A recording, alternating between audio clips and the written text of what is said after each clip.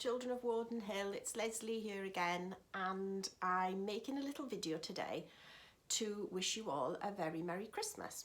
And I thought it would be nice to read you a story, and in case you're wondering what the story's going to be, here's a clue. See that? I bet most of you, if not all of you, know who that is, and he's here as well, look. So this is the Grinch, and I'm going to share the story with you called How the Grinch Stole Christmas. Ready? Glasses on. Always best when I can see the words. Every Who down in Whoville liked Christmas a lot. But the Grinch, who lived just north of Whoville, did not. The Grinch hated Christmas the whole Christmas season. Now please don't ask why, no one quite knows the reason. It could be his head wasn't screwed on just right. It could be perhaps that his shoes were too tight. But I think that the most likely reason of all may have been that his heart was 2 sizes too small.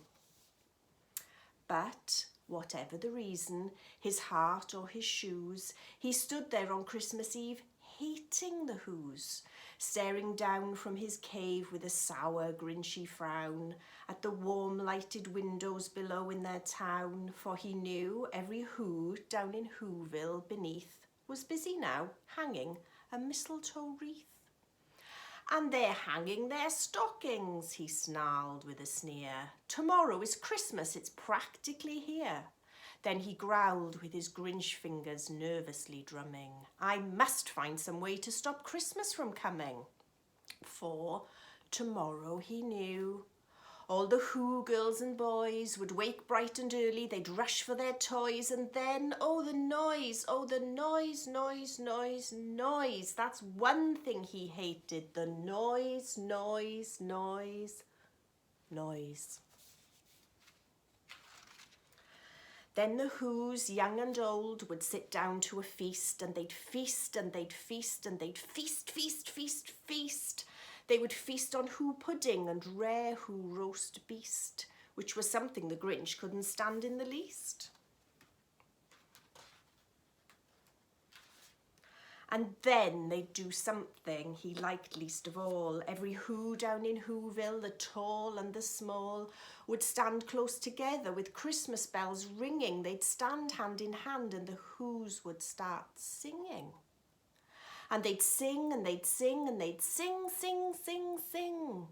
And the more the Grinch thought of this Who Christmas sing, the more the Grinch thought, I must stop this whole thing. Why, for 53 years I've put up with it now. I must stop this Christmas from coming. But how? Then he got an idea. An awful idea. The Grinch got a wonderful, awful idea. I know just what to do, the Grinch laughed in his throat, and he made a quick Santa Claus hat and a coat. And he chuckled and clucked, what a great Grinchy trick with this coat and this hat, I look just like Saint Nick. All I need is a reindeer. The Grinch looked around, but since reindeer are scarce, there was none to be found. Did that stop the old Grinch? No, the Grinch simply said, if I can't find a reindeer, I'll make one instead. So he called his dog Max, then he took some red thread and he tied a big horn on the top of his head. Look, I'm not showing you all the pictures because that would spoil the flow of the story, but look at that. Then he loaded some bags and some old empty sacks on a ramshackle sleigh and he hitched up old Max. Then the Grinch said, get up, and the sleigh started down towards the homes where the Whos lay a-snooze in their town. All their windows were dark, quiet snow filled the air. All the Whos were all dreaming sweet dreams without care. When he came to the first little house on the square. This is stop number 1, the old Grinchy Claus hissed, and he climbed to the roof, empty bags in his fist. But then he slid down the chimney, a rather tight pinch, but if Santa could do it, then so could the Grinch. He got stuck only once for a moment or two. Then he stuck his head out of the fireplace flue, where the little Who stockings all hung in a row. These stockings, he grinned, are the first things to go. Then he slithered and slunk with a smile most unpleasant around the whole room, and he took every present.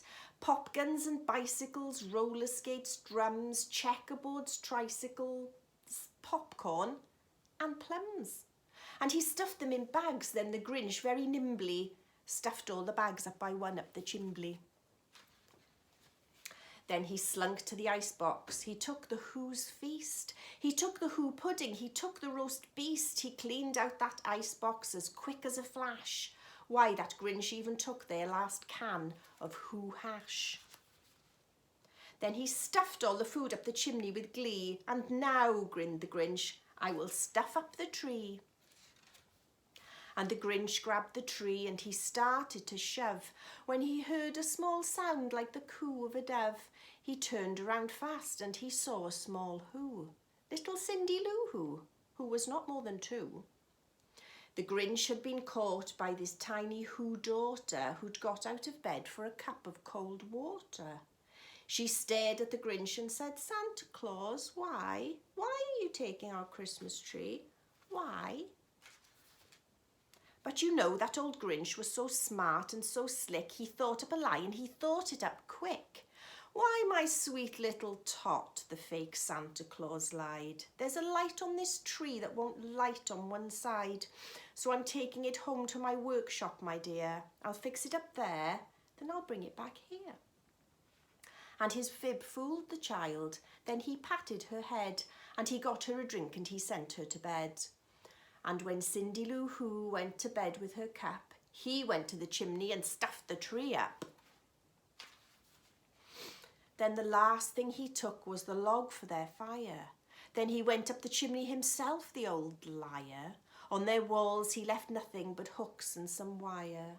And the one speck of food that he left in the house was a crumb that was even too small for a mouse.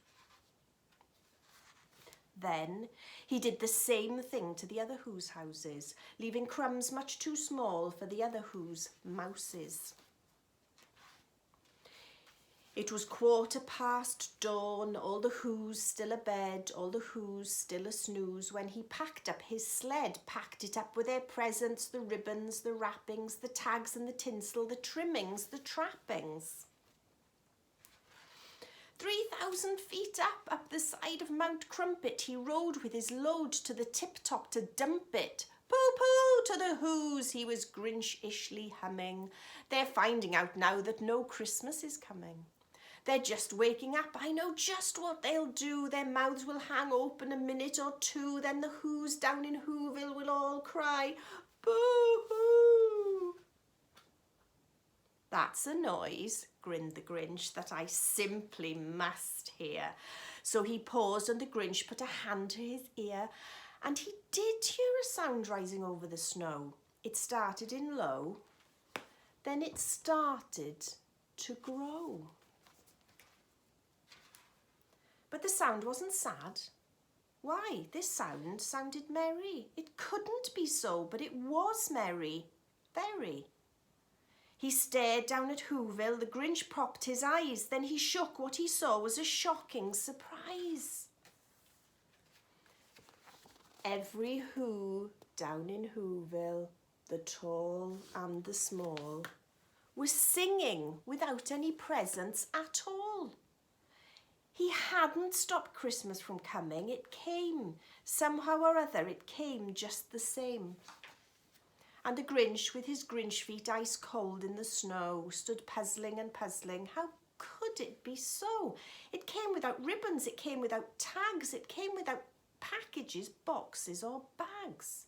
And he puzzled 3 hours till his puzzler was sore. Then the Grinch thought of something he hadn't before.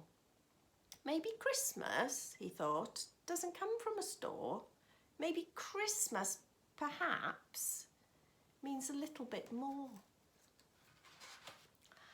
And what happened then? Well, in Whoville they say that the Grinch's small heart grew 3 sizes that day.